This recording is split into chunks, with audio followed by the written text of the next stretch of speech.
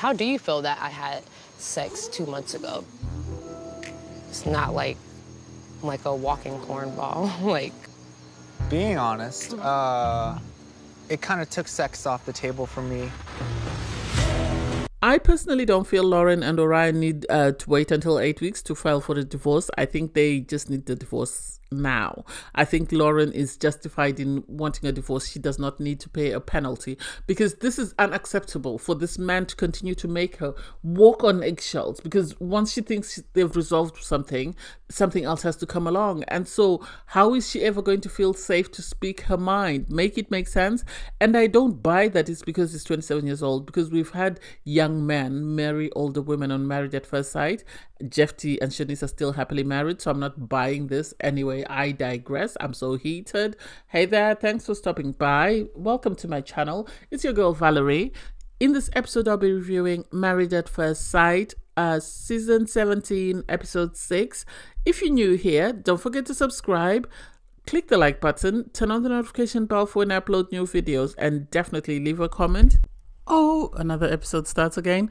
I don't get why the producers, it seems Emily fell on her way out of the shower and she's actually sprained her ankle, and it seems her fingers are very swollen and she's in severe pain. So for the producers to continue to take her to film does not make sense when she's struggling to actually put on the straps for her life jacket. That doesn't make sense to me. I don't get it. Did she insist she wanted to go, or did they get her checked out and they said it was fine? This activity didn't make sense for someone who's in pain and who looks like they're in a lot of pain. So I thought it was a cute activity had she not been injured. I think it was nice to see, Brennan cheering her on. He was, very supportive and very positive about the fact that though she's in pain, she still managed to come and participate in the flyboarding, which was amazing. So that was good, but I still feel like they should have done something. They should have, I know most probably they offered the painkillers, but they should have done something. That should have been x-rayed. They should have been put in something. They should have wrapped it or something to to help her sort of carry out the activities she's doing. But anyway, I digress. Orion and Lauren, it's very awkward. You can see Lauren is very uncomfortable because Orion, yes, he was affected by what she said, but I feel like the way he reacted, she does not need to be the one soothing the waters. He needs to come in with his explanation of why he was upset, explain what's happened, get her to apologize, and the two of them move on, because they're saying they're going to always want to talk about race, about religion, and yes, it will be tough. But if someone is going to take great offense every time somebody else makes a comment, then I don't get it. What's the point of discussing it? In the sense that Orion is not always going to know every single thing about the Black culture or Black experience. And the same for Lauren. She's not going to always know everything about, Orion's culture, tradition, unless somebody teaches her, or unless somebody explains it to her, or unless she's had the opportunity to experience it. So I think he needs to do a lot more to soothe the waters, because she's very uncomfortable, and I don't know if they're going to progress from that. I think looking at the couples, I think with Claire, so we have Claire and Cameron go to a splatter paint thingy, and to see them just relax and just enjoy their moment was amazing. I have high hopes for them, because I think if the two of them can tunnel vision and stop looking at what everybody else is doing and focus on the two of them and just relax and stop wondering, is he attracted to me? Does he want to kiss me? Or does she want me to kiss her? If they can put all that aside and just live in the moment as they did in the painting activity, they will be amazing. But I think until maybe they sit down with the experts and sort of have a conversation about where they're struggling, they're going to continue to struggle. It was good to see Claire's, actually, because they had an outing for the wives and the husbands. So Claire was speaking to the girls and sort of saying, I don't know, I've struggled in previous relationships. My partners didn't want to show me off, and we're not being intimate, so I don't know what's going to happen. And the girls were giving her tips and advice that this man has been trying. He had his arm around you, and you were sitting there like they show a clip of it, and she's sitting there like a statue. And it's like, maybe it would have been nice for her to lean into him when he put his arm around her. Or maybe when he puts his arm around her, she needs to put her arm around him as well, so that he knows. Because he's always said he doesn't know whether she's ready for any action or not, and he wants to give him a signal to say she's ready, and then he will try and move towards intimacy. I like the positive things Cameron had to say to the husbands about his relationship and the fact that he's attracted to his wife. It's a pity he hasn't vocalized that to his wife. And the wife is also saying she's attracted to her husband, or there's a building attraction. They need to talk about that.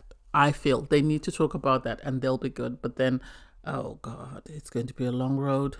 You could see the wives were uncomfortable. They were uncomfortable when Lauren tried to sort of explain about the fight she had with Orion, because she said it wasn't a fight, but it was a miscommunication or something to that effect. But you could see they were all uncomfortable. And yet Orion is busy telling the guys, oh, Lauren is everything I wanted in a wife. Well, you're not treating her like that. You are not.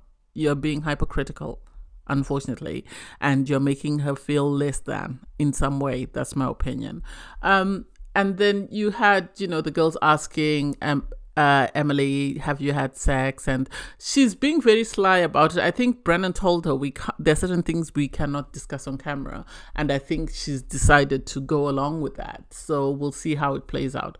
Becca and Austin, they're being very vague. They're being very vague in what's going on between the two of them. I can't wait for the honeymoon to end so that we can see them in the real world and see how they function once they get back from their honeymoon, because something is a bit off with the two of them, and I really can't say what it is. I think something's off with Austin and Emily, because they then catch up after the husbands and the wives meet up, and Emily's sort of saying what she was discussing with women, and Austin says, I didn't share anything because I don't want to rub it in the other guys' faces that we're doing very well, and it's like. I don't think it's rubbing it in anyone's face. I think it's telling other people where you are to sort of give them hope that, with time and with patience, you can get to where we are. I don't think it was you rubbing it necessarily in other people's faces. I think something is brewing under the surface, and hopefully we will find out what it is soon. I loved Cameron and Claire having their conversation.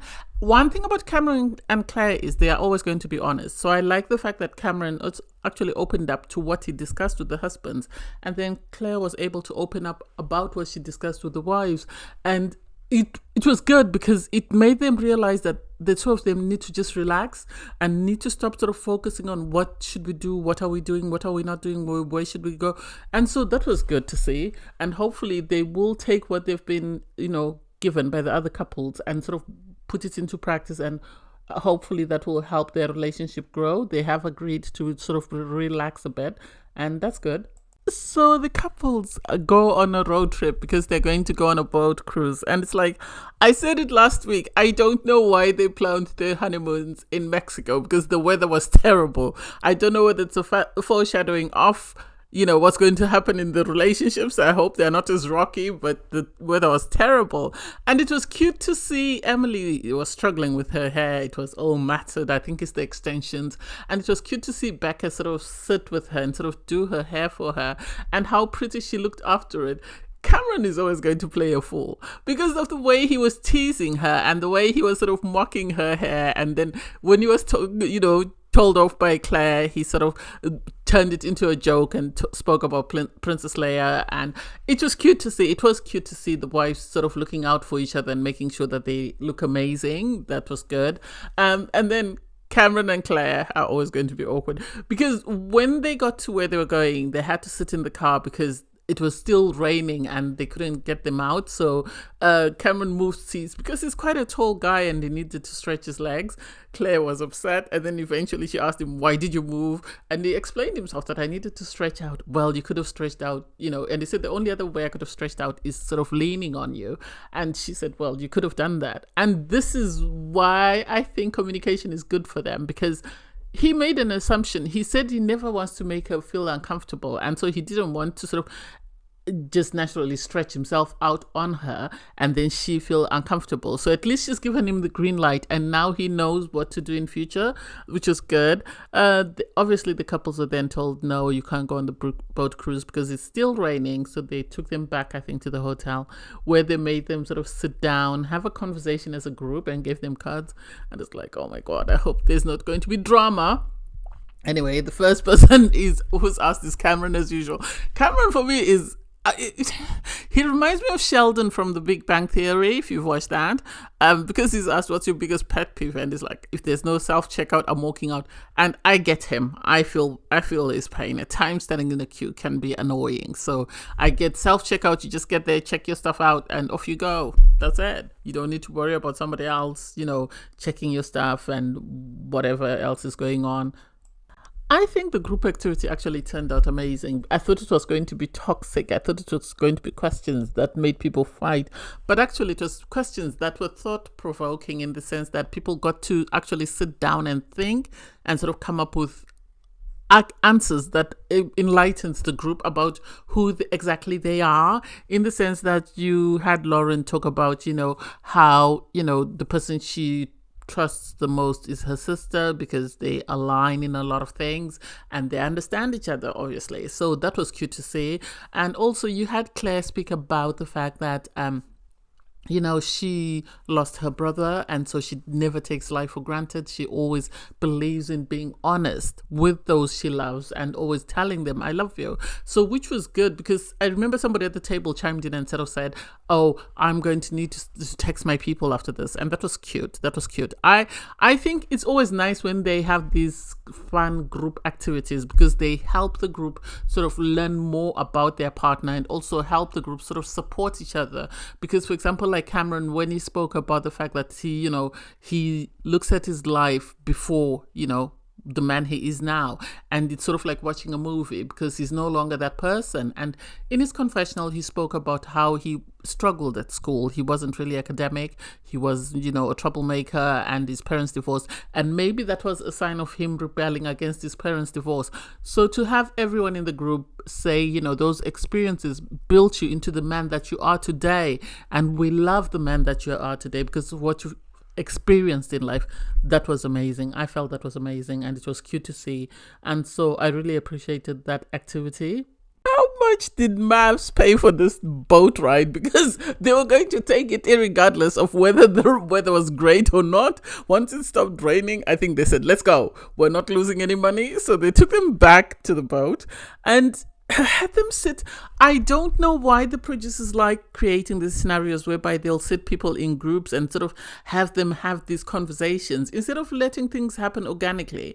Because you have Claire and sort of Cameron reflecting on their relationship and the progress that they've made. Cameron is now more comfortable to hold Claire's hand, to put his arm around her shoulder.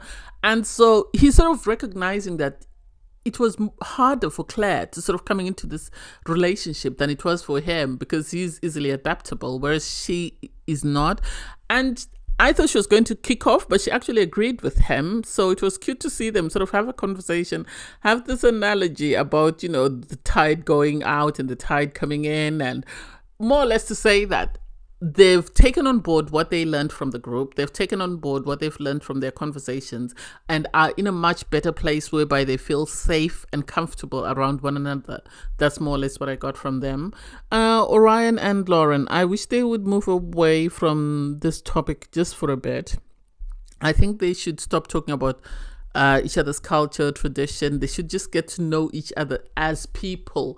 What makes you tick outside of that? What else do you like to do?